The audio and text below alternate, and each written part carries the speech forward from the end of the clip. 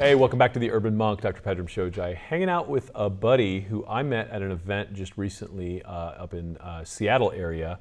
We're at this media thing, everyone's kind of talking, doing their thing, and then he and I got to talking, and I was like, oh shit, you're actually really, really cool. You're doing some interesting stuff. What he does is he takes people up mountains, and like real ones like Denali and Everest and like the biggest of the big, and really helps people work through not just the physical, but predominantly the psychological things that you gotta go through to go through and the rites of passage of getting up one of these suckers. It's not easy, but the challenge is a lot upstairs. And so it really helps when you align your mission and your purpose and you get all the crap out of the way. And so I thought there was just a really cool subject matter for us here at the Urban Monk, and I wanted to hang out and talk about it. So Matt Walker, welcome to the show. Thanks, Pedram. Great to be here. Yeah, so you got all the like carabiners and gloves and crazy stuff behind you. You're in it, man. You're climbing mountains all the time. I am in it. In fact, right before we just went on live right now, I'm packing for a trip that leaves tomorrow morning. So it's kind of a nonstop shuffle in terms of packing and unpacking and staying organized and trying to keep it all moving forward. But yeah, I'm in the mountains all the time, which is it's great. And at the same time, I'm home and running my business as well. So there's always the balance of doing both of those things. Yeah, it's a tough balance, actually. It's really hard to, when you're on a big mountain, you're there. If you're there with 3 people, 5 people, 6 people, it's your undivided attention. And so when you come home, then there's a shit show to deal with. And at home versus on campaign is a very interesting vibe, because you got to be absolutely 100% present when you're up on those mountains. I mean, it's life and death. Yeah, that's right. And that's where, for me, I'm still, I imagine this will be a lifelong challenge, but I'm still challenged by ramping up and ramping down, because you definitely need the downtime afterwards. But then there's demands as soon as you think about anybody who's a road warrior who's traveling. As soon as they walk in the door, they need to be present to their significant other and to their children. And so making those transitions and trying to be in the right headspace to move from one to the other is it's work. It is. It's, for me, I call it popping in the clutch. And, for people like millennials don't even know what that is, but people who had like stick shift cars, right? Like you would have to really understand that to change gears, there's this kind of middle zone. And so it's mental prep. There's a lot of things that go into it, because it's true. Like, I come home from a business trip and it's just like, oh, good, you're back. And it's like, throw a couple of kids at you and like, go get your nails. She goes and gets her nails done and like needs some privacy or whatever. And I'm just like, sure. Hey guys. Hi. Right. Yeah. Yeah, and I think you hit on something that's so crucial for all of us, whether it's off a big trip or just at the end of the workday or whatever. What are those rituals of transition? And I think one of the challenges that we face right now is those rituals of transition are compressed because we're on demand with our work and personal lives in a way that's unprecedented through technology. So how to create that space for ourselves emotionally that you can literally pop the clutch, you can transition from one to another, and be able to be present. And that's the game, right? To be fully present and engaged with with our loved ones and with the work that we're doing, and trying to keep that monkey mind at bay. Yeah, and so some people think that that's something that they will start practicing next time they come home and they're already in trial by fire. It's an acquired skill, right? And so it's like your mindfulness needs to be practiced every morning on the cushion. It needs to be something that you take with you, so that when times are tougher, that's when you need to pop in the clutch, and that's when those neurons need to be firing already. Yeah, and it brings up something interesting for me, is that one of the reasons why I really love climbing and love taking people out who have not experienced that environment before, people that are goal-oriented, action-oriented, very driven, successful in their work, is that when you're in that climbing environment, the only task you have is to breathe and to move with intention. And so oftentimes, sitting on the cushion, that's an acquired skill that if someone is accustomed to a lot of fast movement and fast thinking, it's a tough transition. But when you take them out into the wilderness, take them into a climbing environment, you can apply that same mindfulness to the movement process through breathing and through slower movement. And you can see, I mean, literally you see people's whole persona shift, their shoulders relax, the tension relaxes off their face, and they become present in the moment. And it's powerful to watch that shift that can occur in just practicing being present right there in the moment. There's something to be said for having something be high stakes too. Like if I fall asleep on my meditation cushion, I might fall over, I might fart, I might, Right. jolt and look like an idiot, but no harm, no foul. I don't have that same kind of margin of error on an ice wall. I don't have that same margin of error racing a motorcycle. And so there's a lot of things out there that really test mindfulness in real time, in compressed time, that do it. I have a story. I didn't even share this with you when we met, but when I was climbing Huayna Potosi in Bolivia, we were just around 20,000 feet, and I'd come from the jungle the day before, and we slept up at 18,000 feet and started hiking to summit. So I'm in my 20s, I could do anything, right? And Right. so I'm with a guide who's running around like a goat, and these two Swiss guys, one of which has a splitting headache and is crying, one of which is delirious and sounds like he's on LSD, and I've basically got this headache that's just starting to mount up, right? Just altitude starting to get me. And I just remember it got to the point where I was taking one step per breath. Yeah. Right. And literally it's thin and you're just and at one point I was taking about 5 breaths per step. And my whole thing was I'm going to take this next step or I'm going to die trying. And it was just this amazing corralling of willpower that then brought out this inner strength, the man that I, became on the other side of that adventure. And there was something really powerful about it. Yeah, how often does that sort of experience occur? It's to condense that kind of thing into mountain climbing experiences. It's really easy to then start to apply that metaphor in other ways. And it's hard to imagine when you are at sea level or where we are right now that you could actually be in that state where you're taking 5 breaths per step. It's hard to actually fathom that's possible, but it's very real and very true. And you're constantly evaluating, can I take this next step forward? And, you can. Most of the time you can. And that's what's pretty cool about climbing for me, is applying that experience back into other arenas of our lives, because we have a low threshold of our tolerance for adversity. And when that boundary is hit, oftentimes it's easy for us to push back and say, oh, that's going to feel uncomfortable. It's going to feel difficult and hard. I'm going to go towards something that's more comfortable and easy, when our capacity is so much greater than that. And outdoor adventure is a catalyst for testing that and figuring out where that line is. So how do you get into this? Obviously you're doing your thing, you're climbing mountains, and you've kind of found religion yourself doing this thing. Mm-hmm. At some point, did you just invite a buddy along or invite some friends and be like, come on, let me man you up or something? How does one start doing this? Yeah, so I've been guiding all over the globe, all 7 continents, for the past 22 years now. And the way it started for me was, I wanted to climb internationally. I lived in the Seattle area and I didn't have the funds to do it. So I was like, well, how do you do this? How do I get into these other arenas? How do I get to these other mountain ranges?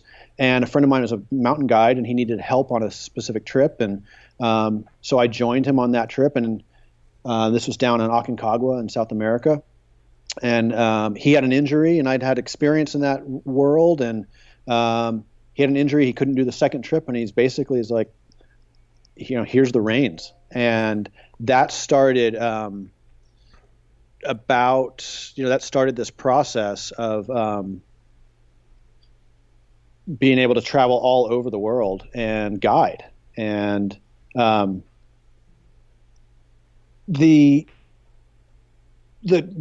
learning for me occurred, or I guess not the learning, the kind of the epiphany that for me is twofold. One was I was watching all of these clients return as guests on these big international expeditions, and they were looking for something bigger in their lives. So they were going on big mountain expeditions in order to feel that level of vitality and high energy and feel engaged.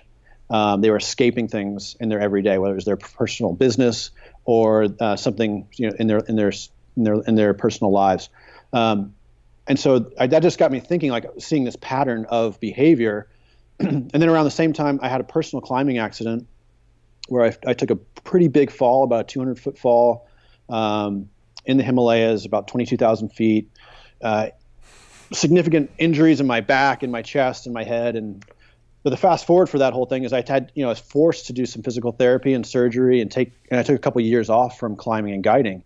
And through that time, went and got a master's degree in organizational development with the goal of being able to connect the dots between our personal and professional lives and the leadership, the challenges we face in those worlds, and outdoor adventure space.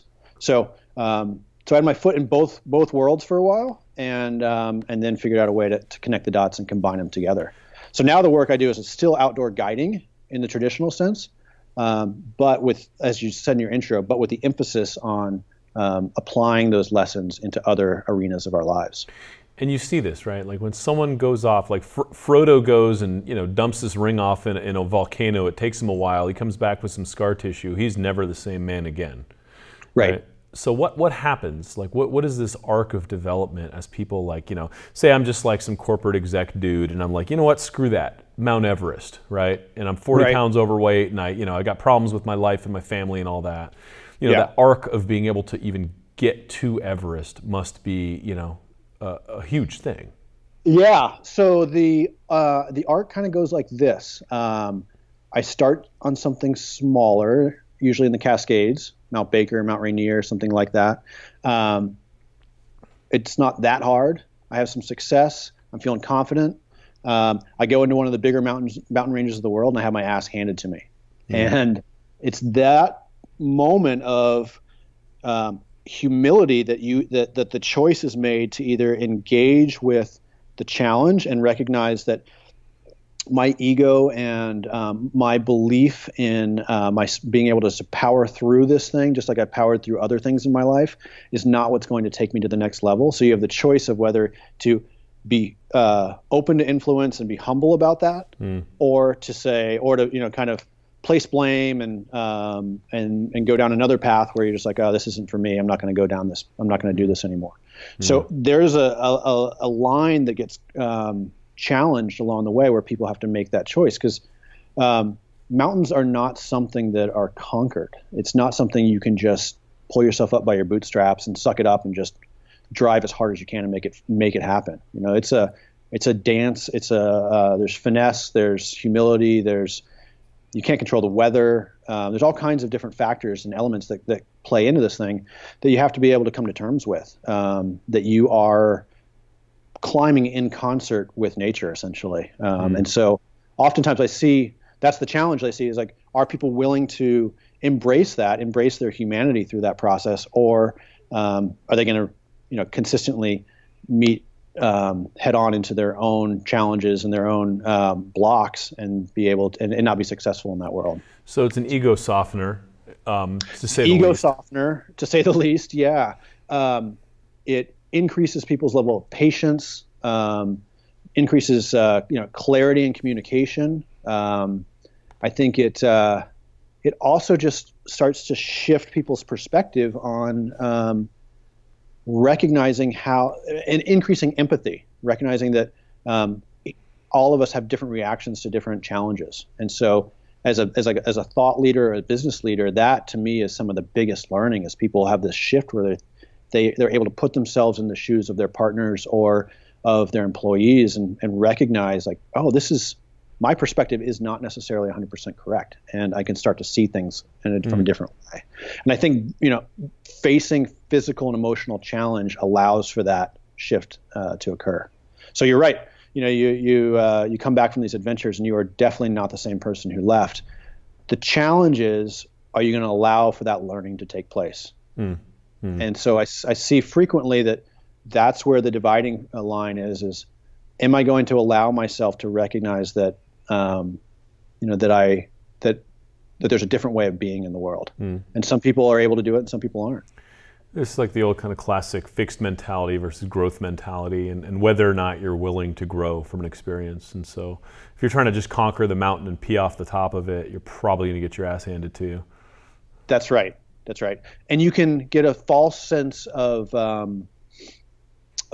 confidence, false sense of bravado early in the process, because you are probably going to be on more beginner level terrain. If you've got a high level of fitness, you can probably punch through without finesse or that much technique. And then there's going to be a moment where you're going to hit the wall, and it's going to test you. And so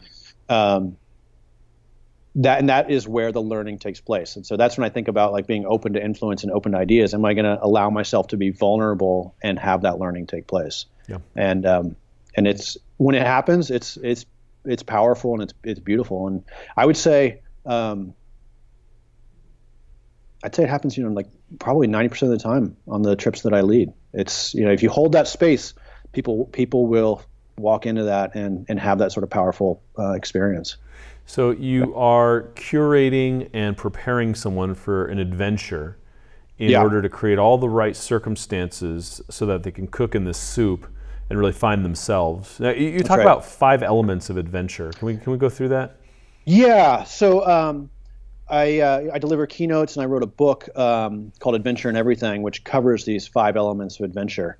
And I'll send you guys a copy. We can figure out how to get them out to some of your audience members as some freebies.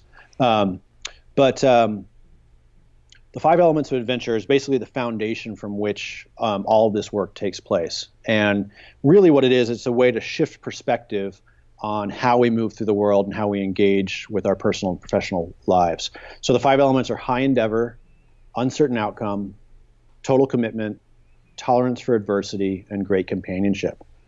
And when we can put energy into each of those 5 areas, that's what really allows us to be able to step fully into that sense of presence that we were talking about earlier, to be able to engage in a way that utilizes our strengths and allows us to have that full presence. But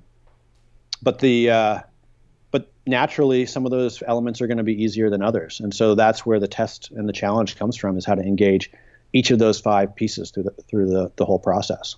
That's interesting. And so, if I, with my buddies, say we're going to go up K2, which is, known as one of the most kind of technical, hairy dangerous mountains in the world, right? And so say, that's it. We're going to do it. We're all accomplished in this other shit, but now we're going to go do this thing. So what does that take? Like, what does one need to do physically? Like, do you need to do a lot of pull-ups? Do you need to run some miles? What do you got to do mentally? Like, how do you prepare for something like that? Yeah. So let's pull back from K2, because that's such a huge undertaking. Let's talk about something like Kilimanjaro, which I consider to be kind of an everyman's climb. Like, it's challenging and it's hard, but it's accessible. And so for that, there's technical skills that are needed, whether that's rock climbing skills or backpacking skills or general mountain skills. And then there's the physical conditioning. And the reality is, when I talk to clients who are interested and who haven't done this sort of thing before, the first question I ask is, can you walk up a flight of stairs? Because it's like, can you climb a ladder? Like, these are basic human skills that we know how to do. And then we just apply them to a rock climbing environment. So kids naturally, they know how to climb super well immediately. We don't really have to teach them how to do it. It's just later in life that we forget that skill. But the basic foundational skill for climbing is there's 2 that I would encourage. It's the cardiovascular side. So it's just staying super fit, having your heart rate up for a number of hours at a time. And then the second piece is the mental piece. And that's where I encourage a lot of mindfulness work, a lot of meditative sitting practice, to be able to get into a space where you can focus and move for hours and hours at a time. Yeah. That's even with backcountry backpacking. I mean, I've done a lot of miles back in the backcountry. I mean, you get to the point where you're like, man, I got 5 more miles before I can stop for the night, and right. I'm kind of done. And Yep. it's not an option, right? Like you got to move. You're gonna run out of food. So That's right. there's a lot of mental resilience that builds into that. Yeah, and so the flip side of the mental resilience piece is also, really being able to take care of your physical needs and recognizing what it feels like in your body to have low blood sugar, what it feels like to have low levels of dehydration, and take care of that ahead of time. So there's the self-care aspect as well. I think that resonates throughout our lives. Is how are you going to take care of yourself throughout the entire experience?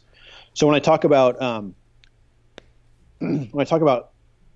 total commitment, it's not necessarily about just like I said earlier, sucking it up, pulling up your bootstraps and making it happen. It's also about being present through the whole experience, that you're committed to the entire experience, not just what's happening right then in the moment. It's kind of a flip-flop back and forth. I've got a few more miles to travel, so I need to take care of myself to get there. So I have to hold that perspective.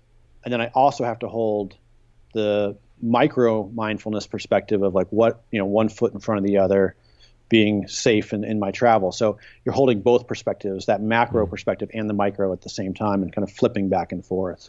Sometimes it's the inner voice thing though. You don't, if you're I'm tired, I want to throw in the towel, and you don't know if it's because your hip is sore, or your blood sugar's too low, or it's just the fat talking, right? It's am I, because everyone's kind of raised into this no pain, no gain crap, right? But then they tear the meniscus out of their knee because they misread that scripture, right? That's right. Yeah. I mean, therein lies the rub, right? It's, I think the lesson from that is you got to put the work in. You're not going to go and climb K2 or climb Kilimanjaro right off the couch. You've got to put the work in ahead of time to be able to prepare your body and your mind to get there. So, if you've got knee issues, you got to start small and go and build up. And so some of that comes from the humility and ego piece of saying, I am going to recognize that this is beginner's mind stuff. I'm not there right now. I have to do the little work to get up there. I have to do the non-sexy stuff to be able to then move on and do some of the bigger objectives. And, I guess the question that comes up is, are you willing to do that work on the front end? Yeah. And if you are, it pays out in dividends. Yeah, but it's tough, right? Because it's okay, I'm 40 years old. I'm really good at this lawyering thing or this accounting thing, and I got a decent golf swing, and I don't want to suck at something new, right? And so but sucking is where when you're not good at something, and when you have to face that, that's where the bleeding edge of that growth is, right? That's right. Yeah, and so then I would just pose the question of, is that satisfying and fulfilling for you? Yeah. And if the answer is yes, then great. Yep. Then there's no question there. If it's not, then it's time to suck at something.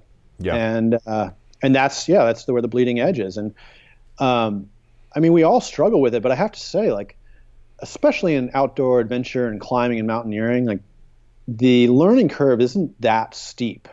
It's long, but it's not that steep. So if you're going to suck at something, it's not going to last that long till you can get a decent foundation and base level.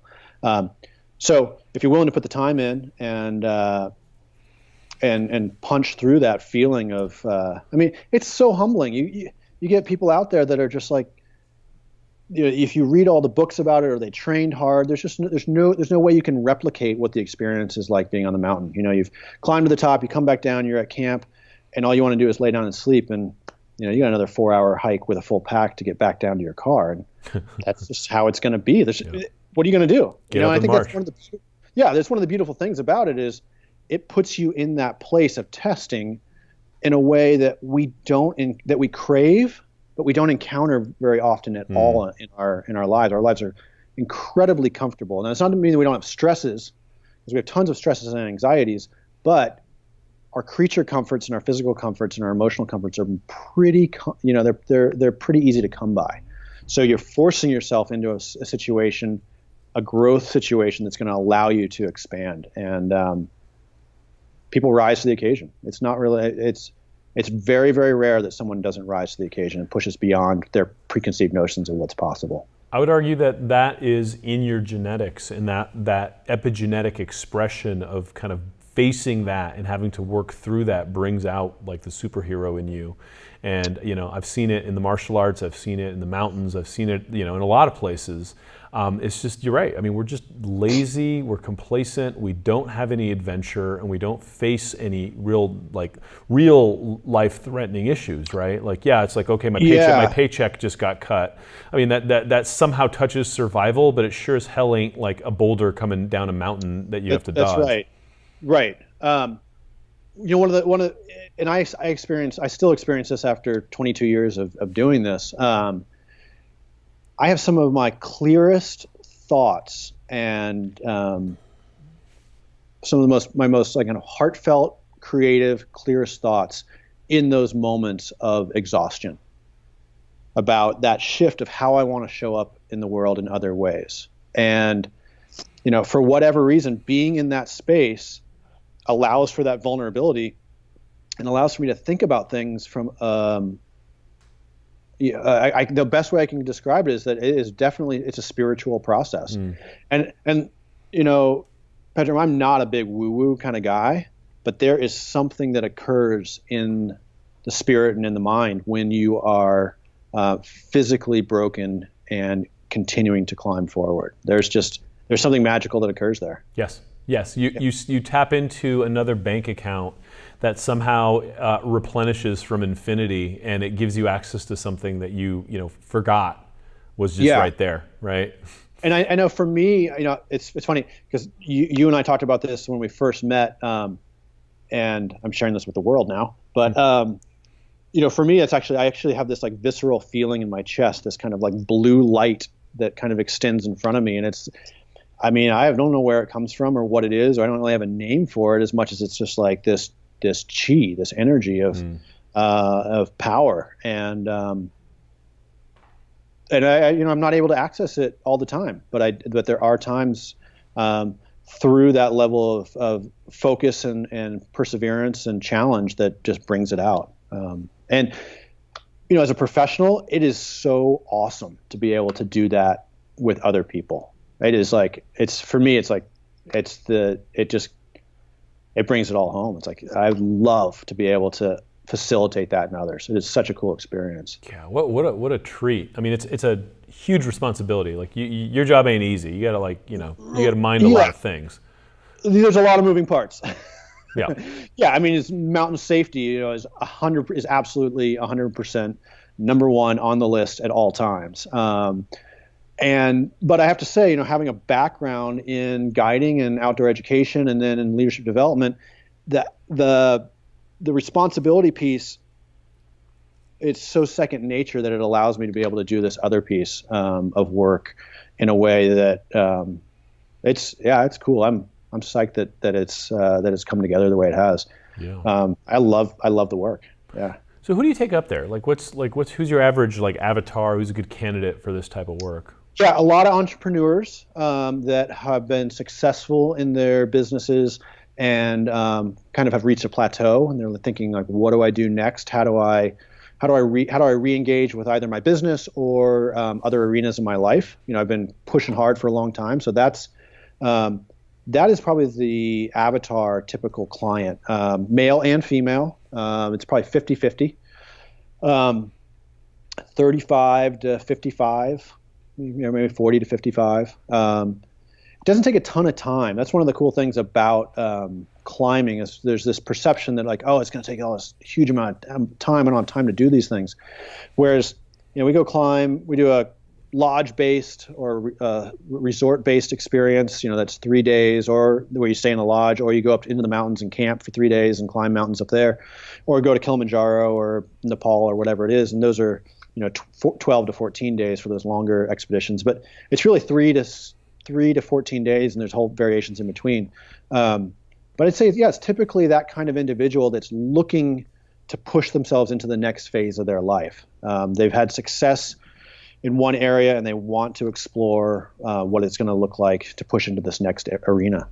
Amazing. Yeah, and there's this feeling of life, like, you could be making tons of money, you could be doing well in a lot of areas in your life, but there's something still missing.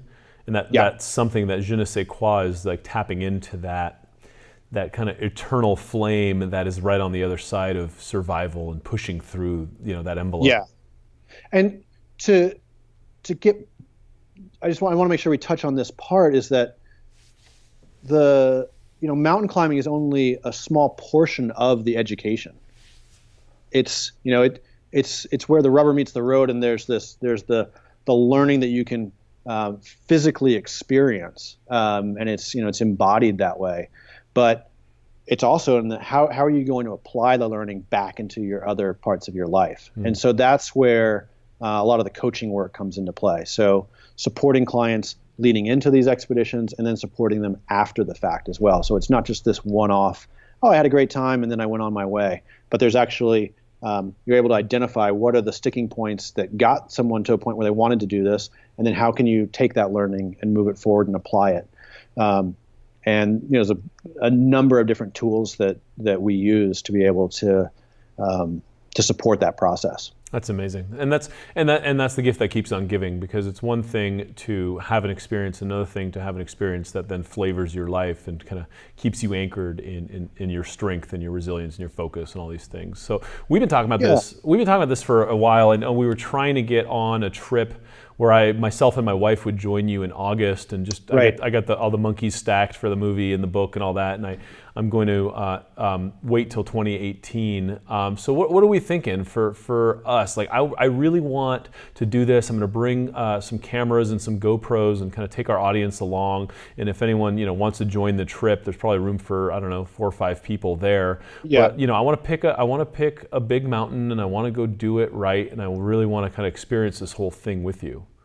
Yeah. So what I'm thinking right now, Pedram, is that we actually look at doing like a 3-day alpine climbing training. So we get all the rope work done, we get some basic rock climbing movement in, some endurance work in the mountains, in a mountain environment. And then we're going to go to a place called Karsten's Pyramid, which is in Irian Jaya, Indonesia. And start hiking in the jungle, hike through the jungle, go up to a big base camp at the base of this huge rock pyramid, and climb to 16,000 feet on this amazing chunk of limestone that you would never know is in Indonesia. Where you'll have a down jacket on. It's like going from the jungle up into the alpine in one push.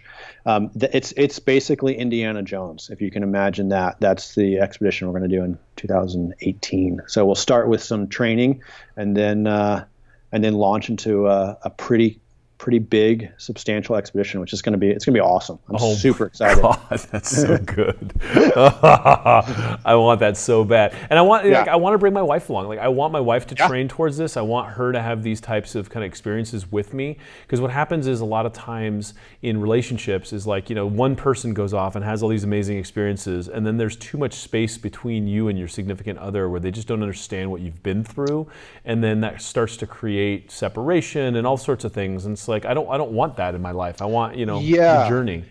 And so I've seen that pattern happen, and I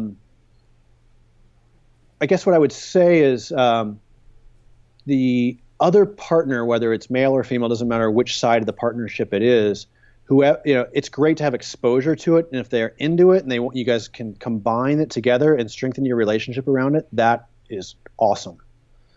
If it doesn't work and the other partner's not into it, that's great, but at least they have a glimpse into the reality of what it involves, which is very different than just kind of the escaping out onto these adventures where the other partner who's at home really doesn't have a full understanding as to the what and the why and what's going on there. So I think it's great to have some exposure for both partners and to do it together.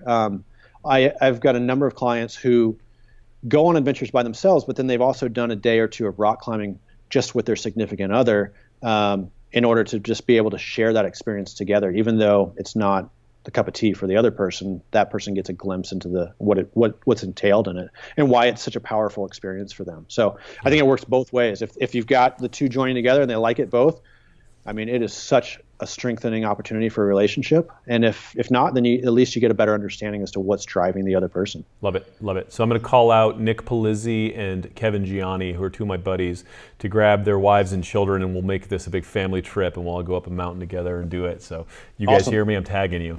And then, yeah, whoever wants to. All right, we're running out of time. How do people find you, Matt? What's the best way? So I made it super easy. So go to mattwalkeradventure.com/theurbanmonk. That easy. So go there. You can click on the link, and basically there's two tools. There's a tool there that you can hop on immediately. That's one of the tools that I work with clients on how to start the process. It's one of the kind of onboarding tools that I use for starting the process as to how to create that sense of adventure and engage the 5 elements. And then there's I did a little bonus thing on that form. So you'll see my personal email address on there. So if you're interested and you like what you're hearing and you're curious about how this works, shoot me a personal email, and I'll get the next step to you directly so that you can start to engage in what I call the Expedition Ascent Plan, which is really starting to take some tactics and specific objectives and applying them in a way that really is just kind of like it's a shot in the ass. It's going to supercharger. So, dude, I love it. mattwalkeradventure.com/theurbanmonk, and you can grab that stuff there. Dude, thanks for putting that together. Yeah, I know. My whole thing is I would love 10 or 15 people for my community to meet me on a mountain and climb it up with you, kind of thing, right? We should do that, right? Yeah. How fun would that be? Totally. I mean, so I'm going to plug this right now because it's something that it reminds me of what you just said. So let's do that. We'll follow up on that. We'll get an Urban Monk expedition going next year for your community. Make it July of 2018. There, it's in the cards. But I started a mastermind group that starts at the end of this month, and I think there's a piece that occurs where people think, Pedram's got his shit together. Matt's got his shit together. Look at all that stuff that they're doing. They're cranking this stuff out. And my goal is actually to kind of pull back the curtain a little bit and to recognize that, we're not operating in silos either, that we have partnerships and we engage with others that allow us to do the work that we're doing. And so I'm opening up a mastermind group a small group, 8 people, that's going to start at the end of June for the specific purpose of working in parallel with that team to apply the 5 elements of adventure. So it's a short 12-week program, but I'm super excited because it's let's just get in there, dig in, and apply these elements and see what we can pull off together. So love it. And it is if you're interested in that, check it out. Yeah, and having your shit together is a daily routine that you work towards, and some days you're not great at, right? It's humanity. That's it. Yeah, we are all humans. Matt, you're a hero, man. I'm so excited to do an Indiana Jones adventure next year. I know it's going to take some work. I know it's going to take some prep. I'm all in. I love it. I've already committed to a standing backflip for the end of August. And wow. Yeah, starting to get it back. Yeah, I'm starting to get it back. Just work. I'm coming out of the young kid phase. I know you got a young one at home too, and just starting to be able to be out and more active and doing things that bring the body to life. And so having something like this pinned on the calendar for next July then gives you something to train into. Yeah, something to look forward to train to. It gives purpose to it. So we'll get that going, and we'll launch that, no problem. Hell yeah. All right, let me know what you think. Let me know if you want to come up a mountain with us. It's a process. We're going to start training together. I love it. It's my drug of choice. Obviously, Matt's the guy that does this all the time. So I just want to get out. Next year's all about getting out more often and living this lifestyle. Let's stop talking about it. Let's go do it. Let's put on some GoPros and climb up these mountains. So let me know what you think. I will see you there. Check it out. mattwalker.com/theurbanmonk. He put together a couple tools. And Matt Walker Adventure. Sorry, mattwalkeradventure.com. And man, thank you so much. I know you're going tomorrow. You're packing, and you took some time out to talk with us here. So get back and check your gear, and we'll talk when you're back. You bet, man. All right. Thanks, cheers, brother. Yep. Thank you. Bye. Thanks. I'll see you next time.